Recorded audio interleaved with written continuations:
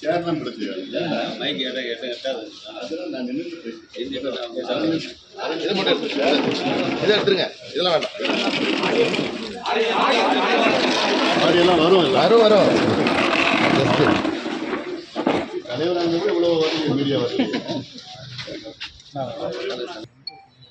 மருத்துவர் ஐயாவுடன் கட்சியின் வளர்ச்சி பற்றி, வருகின்ற சட்டமன்ற தேர்தலை பற்றி, சித்திரை முழு நிலவு மாநாட்டை பற்றி, ஜாதிவாரி கணக்கெடுப்பு சம்பந்தமான போராட்டங்கள், விவசாய மாநாட்டுக்கு பிறகு அடுத்த கட்டம் என்னென்ன போராட்டங்கள் எந்தெந்த பகுதியில் செய்யலாம் என்றெல்லாம் இன்று குழுவாக விவாதித்தோம். இந்த ஆண்டு எங்களுக்கு வருகின்ற ஆண்டு எங்களுக்கு ஒரு மிக முக்கியமான ஒரு ஆண்டு. இந்த ஆண்டில் எங்களுடைய செயல் திட்டங்கள்,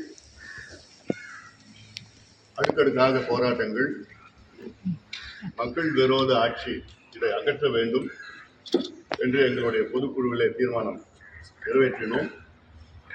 அதற்கேற்ப நடவடிக்கைகள் எல்லாம் எப்படி எடுக்க வேண்டும், ஜாதிவாரி கணக்கெடுப்பு, 10.5 விழுக்காடு இடஒதுக்கீடு போன்ற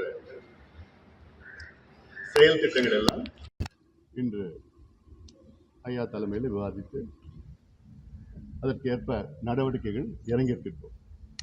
சார், நேற்றைய தினம் மேடையிலேயே அந்த கோவத்தை பார்த்து தான் இவ்வளோ பெரிய ஒரு சர்ச்சை வந்திருக்கு. அதாவதுங்க, எங்கள் கட்சி ஒரு ஜனநாயக கட்சி.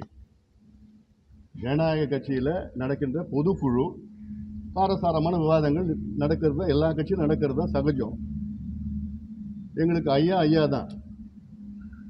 அதனால் இன்னைக்கு நாங்கள் ஐயாட்ட பேசிகிட்டு இருக்கிறோம். அதுதான் ஜனநாயக கட்சிங்க. இளைஞரணி தலைவராக அறிவிக்கப்பட்டவர் உங்களோட உறவினர். அதுக்கு அதாவது வெளிப்படையாக சொல்லியிருக்கீங்க.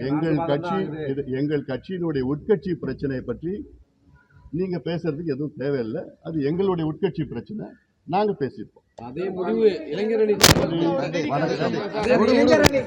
தலைவர் குறித்து இன்றைய தினம் எது பேச்சுவார்த்தை நடத்த அதே முடிவுல போகாதீங்க.